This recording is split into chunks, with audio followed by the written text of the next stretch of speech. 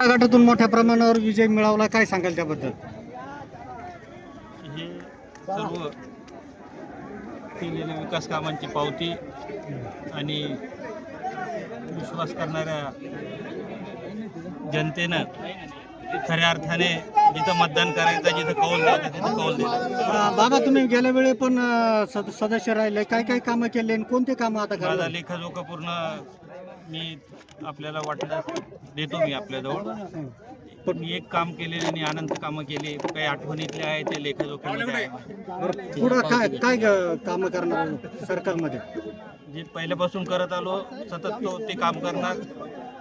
आमच्याकरिता सर्कलमध्ये आणि जिल्ह्यामध्ये भेडसावणारा प्रश्न वस्ती रस्त्यांचा आहे आणि सिंचनाचा आहे. तो प्रश्न आम्ही मार्गी लावणार. मतदारांना काय आवाहन करणार या निमित्त?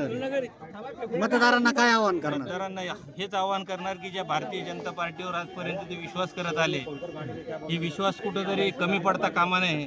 जितका विश्वास दाखवतील तितके आमचे ज्येष्ठ नेते त्या पद्धतीने कामाला लागतील, तेव्हा 100% आपण त्या विश्वासाला पात्र होत आपण तो विश्वास दाखवा. मी तर असं म्हणतो की भारतीय जनता पार्टीचं आजचं कार्य जर बघितलं तर प्रचार नकोच.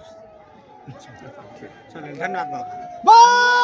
ओके. सर, काय सांगाल आज? काय सांगाल आज विजयाचं श्रेय कोणाला देणार? हे पक्षानं तिकीट दिलं आणि जनतेनं साथ दिली, निवडून दिलं. सगळं जनतेचे आभार मानतो. काय जय- जनामध्ये काय कामं करणार तुम्ही? कामं आता हेच पंचायत समितीमध्ये जे कामं असतील, केटी पाणत रस्ते, हे सगळे जे कामं असतील ते कामं जनतेकडून करा.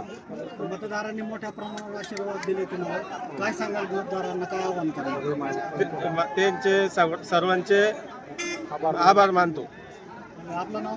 संतोष दामो गाडेकर.